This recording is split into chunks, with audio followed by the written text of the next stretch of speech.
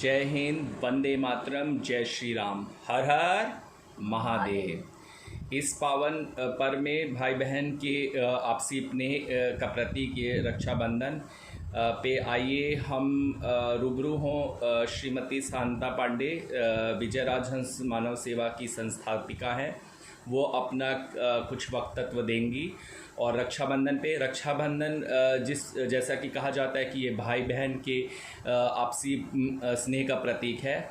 और इतिहास में ये पढ़ाया जाता है हमें कि रानी करमती ने हुमायूं को राखी भेजी थी और उसकी रक्षा की थी। लेकिन इतिहास में ये क्यों नहीं पढ़ाया गया कि जब द्रौपदी का चीरहरण हो रहा था तो श्री कृष्ण ने चीर से द्रौपदी की रक्षा की, तो वहाँ से इतिहास शुरू हुआ ना। पहले श्री कृष्ण आए, ना कि हुमायूं आया जो कि भगौड़ा था और हमारे देश पर आक्रमण किया गया। तो किसी लोगों की साजिश के तहत हमें इतिहास गलत पढ़ाया गया। तो कृष्ण ने द्रौपदी की रक्षा की थी। महाभारत जो कि टीआरपी में नंबर 1 सीरियल रहा था, हम बड़े चाव से ले देते हैं, लेकिन हमने क्यों नहीं विरोध किया? हम मौन क्यों रहे?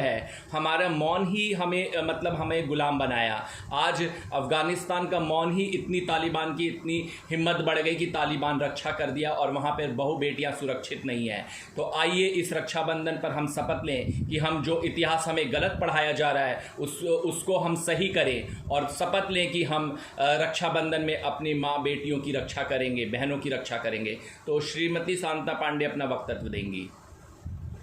मैं पूरे भारतवासियों से ये कहना चाहती हूँ कि पुरुष जाति का ये कर्तव्य ही होता है, ये नैतिक कर्तव्य है कि वो अपने भाई, अपने बहनों की, अपने बेटियों की और पूरी स्त्री जाति की वो रक्षा करे। ये रक्षाबंधन त्यौहार आज से नहीं है, वो अभी श्रीनिवास जी ने बताया आपको, ये कृष्ण के ज़माने से है। एक बार कृष्ण के हाथ में चोट लग गई थी तो द्रौपदी ने अपना आंचल फाड़ कर उनको बांधा था। उसी बंधन की रक्षा के लिए वही बंधन उन्होंने राखी के रूप में जब उसका चीरहरण हुआ और वो कहने लगी हे कृष्ण बुलाने लगी, तो कृष्ण भगवान चीर लेकर आए और उनके रक्षा, उनके स्वाभिमान की, उनकी सौम्यता की रक्षा की। तो आज भी हम उसी पर्व को मनाते हैं। हर भाई, हर बहन एक दूसरे पूरे अपने तन मन धन से अपने भाई की रक्षा की कामना करती है।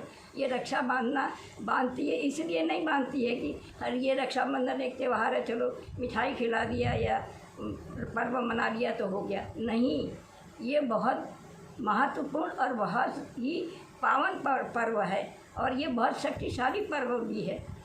अगर कोई बहन अपने भाई की रक्षा के लिए उसके कलाई पर राखी बांधती है तो वो पूरे ईश्वर से प्रार्थना करती है कि मेरे भाई की रक्षा जीवन पर्यंत करना भगवान, जहाँ भी हो वो, चाहे यहाँ हो, चाहे युद्ध भूमि हो, चाहे जहाँ भी हो, लेकिन उसकी रक्षा आप हमेशा कीजिएगा।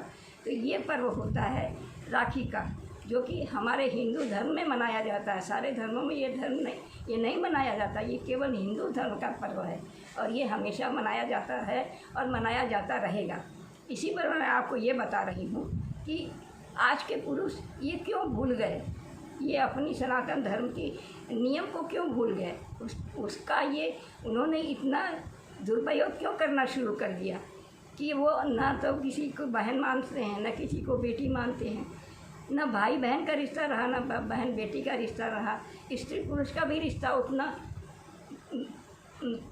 पवित्र नहीं है, उतना सुंदर नहीं है जैसा कि होना चाहिए। जैसे कि पहले की औरतें हैं सती हो जाती थी अपने पति के पतिव्रता के वजह से, लेकिन आज के स्त्रियों में वो हम नहीं पा रहे हैं।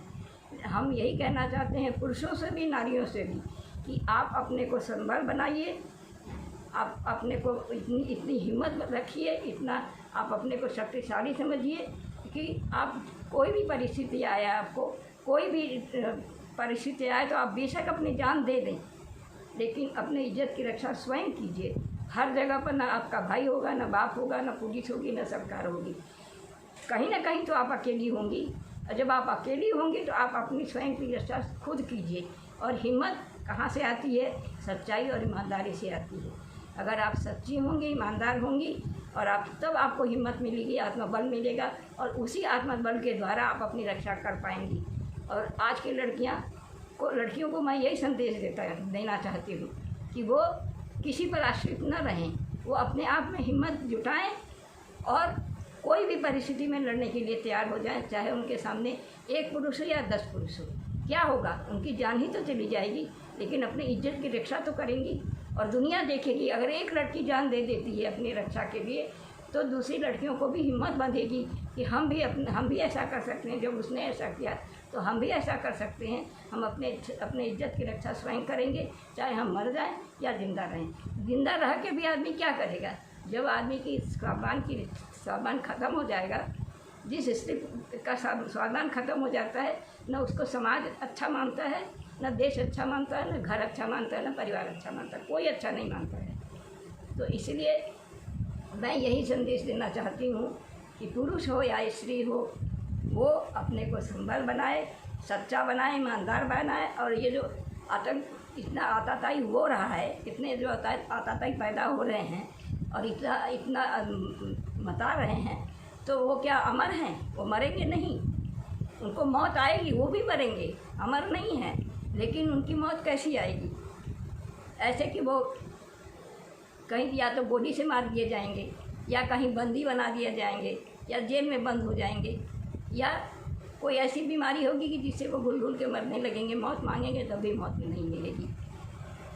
तो हम यही कह रहे हैं कि आप लोग ये आतंक छोड़िए और अपने मन में श्रद्धा प्रेम का भाव उत्पन्न कीजिए, जिससे कि और भाईचारे का संबंध से जब आप जुड़ेंगे, पूरा देश जुड़ेगा, तो ये हमारा देश खुशहाल भी होगा और हमारा देश सबल भी होगा। हमारे देश में कोई डर की बात होगी ही नहीं, न स्त्री के लिए डर होगा, न पुरुष के लिए डर होगा। सब एक समान से रहेंगे, एक प्रेम से रहेंगे, देश प्रेममय हो जाएगा, ईश्वरमय हो जाएगा। और इसी के साथ मैं अपना वक्तव्य समाप्त करती हूँ।